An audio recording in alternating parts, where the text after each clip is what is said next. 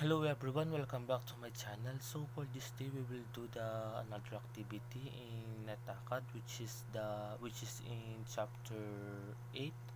So the title of this activity is subnetting scenario number 1 using the packet tracer. So without further ado, let's get started. Okay, this is the addressing table of this activity. So the it composed of device, interface, IP address, subnet mask, default gateway.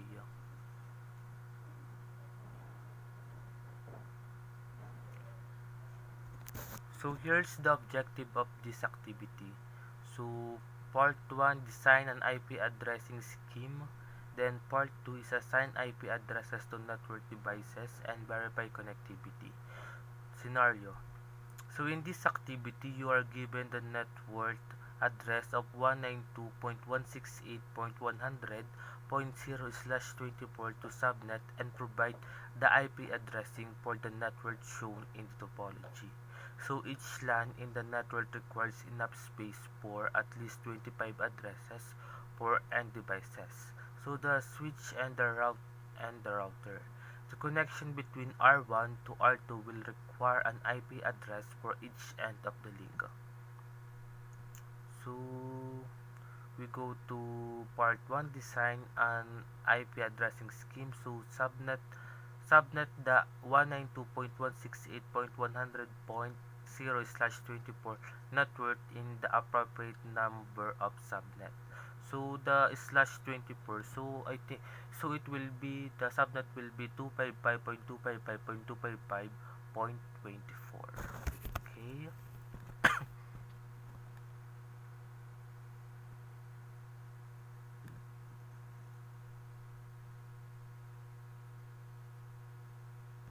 Okay. So I'll already make the table here. That's why we can easily do it. We can easily or can we can easily understand what I'm saying. So this is the table. So this is the device. So the interface of the R1 is G0/0, G0/0, and 0/0/0/0. So the IP address of G0/0 is 192.168.100.1. Then the subnet mask is 255.255.255.244. Then the G01 slash 1 is 192.168.100.33 255.255.255.224.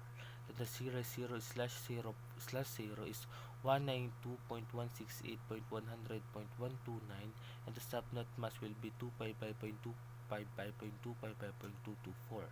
Then the router 2, the interface will be G0/0, G0/1, and 0/0/0.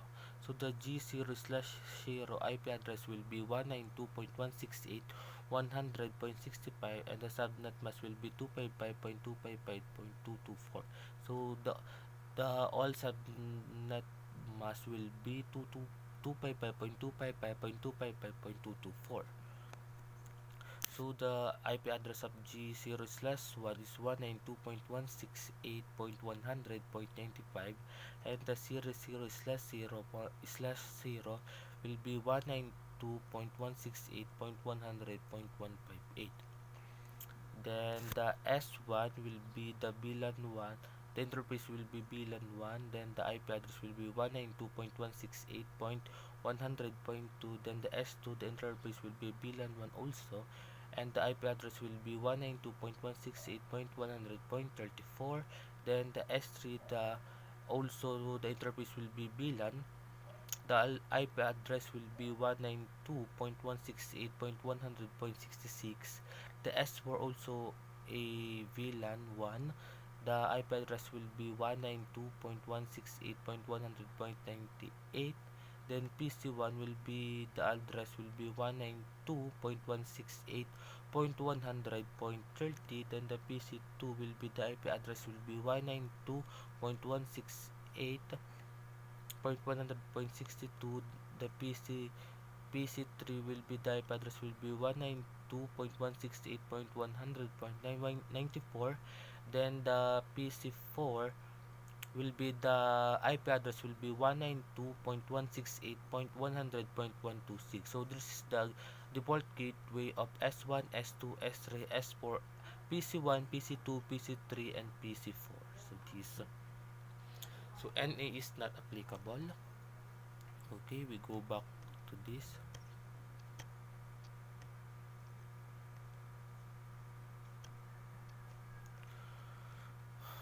Okay.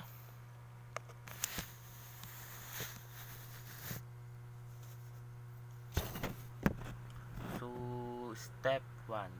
Subnet the 192.168.100.0/24 network into the appropriate number of the subnet. So based on the topology, how many subnet are needed? So the subnet needed will be 5. So how many bits must be borrowed to support the number of subnet in the topology table? So the number of bits that must be borrowed will be 3 bits. Okay, so how many subnet does this create? So subnet, so the formula will be 2 is is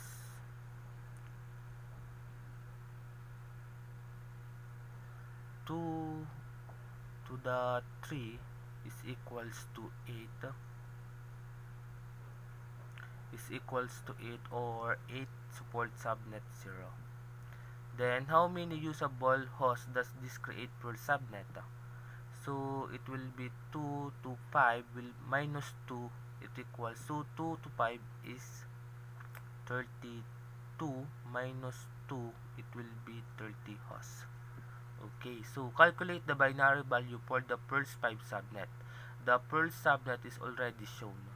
So net is 0.192.168.126. So net 1 192.168.100, it will be 001 00000. Then net 2, which is 192.168.100, will be 01 0000000. Then the net 3 is 192.168.100, and it will be 011 00000. Then okay, then we go to net 4 192.168.100, so it will be 10000000. Okay, so we go to letter F. So calculate the binary and decimal value of the net subnet mask. So it 1111111 dot 1111111 dot 1111111 dot 1110000. Then the subnet mask will be 255.255.255.224. Okay, so letter G. So fill in the subnet table listing the decimal value of all available subnet until the first last usable host address and the broadcast address. Repeat until all addresses are listed. You may not need to use all row. So I already do this activity. So this it this it so the subnet number will be 0123456 7. Then the subnet address of the 0 will be 192.168.100.0. Then the first usable host address will be 192.168.100.1. Then the last usable host will be 192.168.100.30, and the broadcast address will be 192.168.100.1. .100.31. Oh my god, ang sakit sa ulo. Then the subnet number 1 will be, the subnet address will be 192.168.100.32. Then the first usable host will be 192.168.100.33. Then the last usable host will be 192.168.100.62, and the broadcast address will be 192.168.100.63. Okay, the subnet number 2 will be, the subnet address will be 192.168.100.64. Then the first usable host will be 192.168.100.65. Then the last usable host will be 192.168.100.94, and the broadcast address will be 192.168.100.95. Then the subnet address of subnet number 3 is 192.168.100.96. Then the first usable host will be 192.168.100.97. Then the last usable host will be 192.168.100.126. Then the broadcast address will be 192.168.100.127. Then the subnet address of the subnet number 4 will be 192.168.100.128. Then the first usable host address will be 192.168.100.129. Then the last usable host will be 192.168.100.158. Then the broadcast address will be 192.168.100.159. Then the subnet address of the subnet number 5 will be 192.168.100.160. Then the first usable host will be 192.168.100.161. Then the last usable host will be 192.168.100.190, and the broadcast address will be 192.168.100.9191. Okay, then the subnet address of the subnet number 6 will be 192.168.100.192. Then the first usable host will be 192.168.100.193. Then the last usable host will be 192.168 and 1.100.222. Then the broadcast address will be 192.168.100.223. Then the subnet address of subnet number 7 will be 192.168.100.224. Then the first usable host address will be 192.168.100.225. Then the last usable host address of the subnet 7 will be 192.168.100.254, and the broadcast address will be 192.168.100.255. Okay, so we are done for that. So we go to the activity. So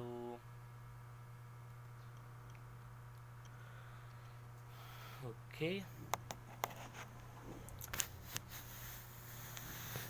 so assign the subnet to the network shown in the topology. So assign subnet 0 to the LAN connected to the Giga Internet interface of R1. So I already do that. So assign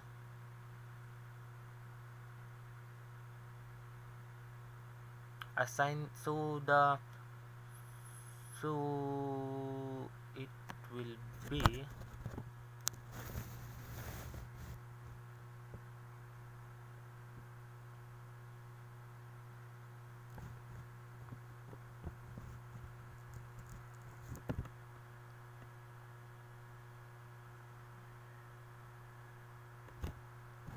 So it will be 192.168.100.0/27.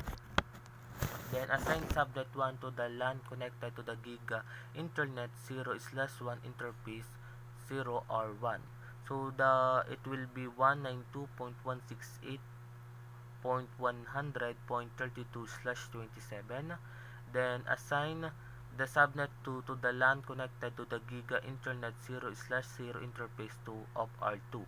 So it will be 192.168.100.64/27. Then assign subnet 3 to the LAN connected to the Gigabit Internet 0/1 interface of R2. So the answer will be 192.168.100.96/27. Then the assigned subnet port to the one link between R1 to R2. The answer will be 192.168.100.128/27.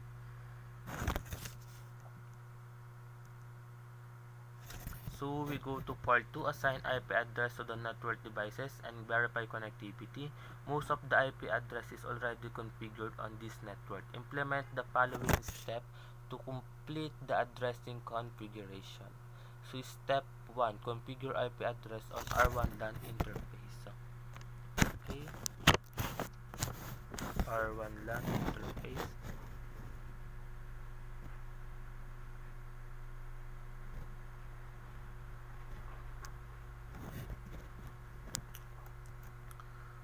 Okay, addressing the LAN interface. By doing that, we need to type interface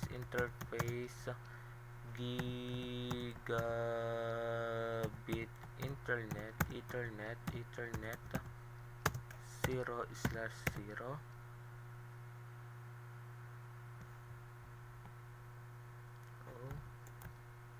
Before that, we need to enable muna, enable here, then interface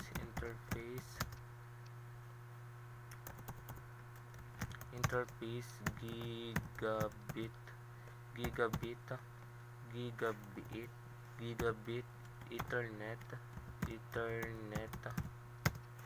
0/0. Why it is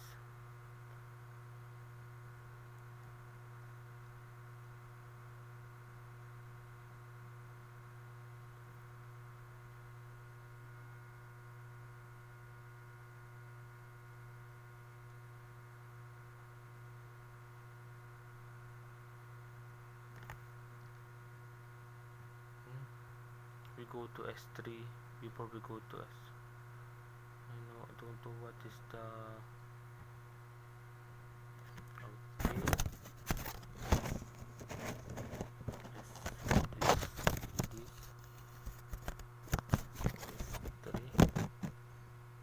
This is S3. Okay. Enable configure CompT tapos IP address 192.168.100.66. then the subnet mask will be 255.255.255.244. Why it's the IP address?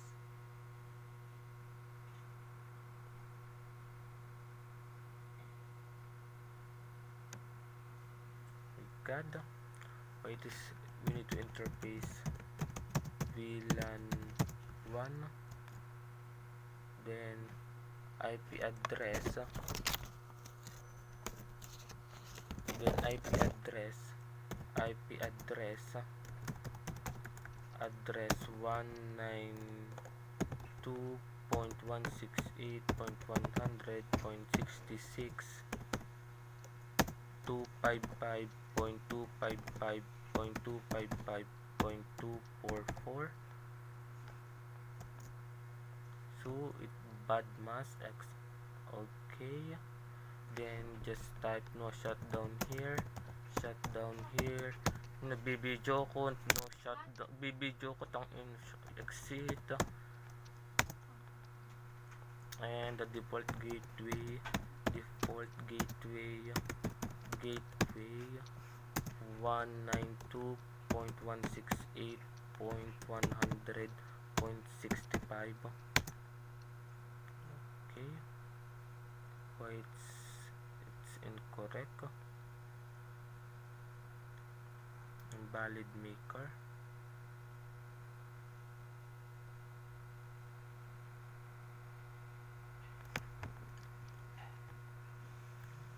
Okay,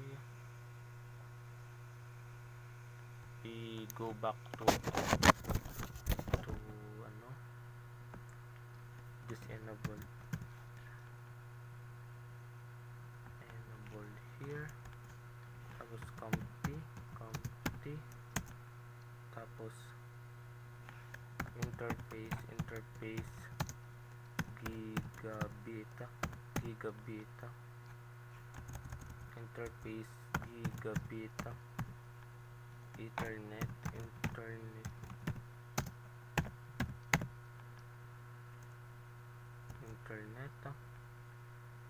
tapos IP address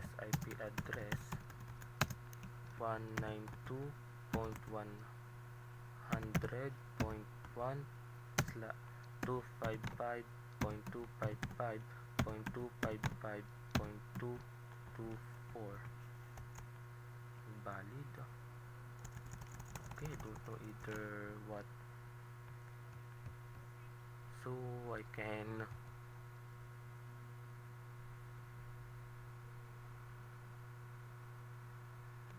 okay, we go to PC4 and just do it. If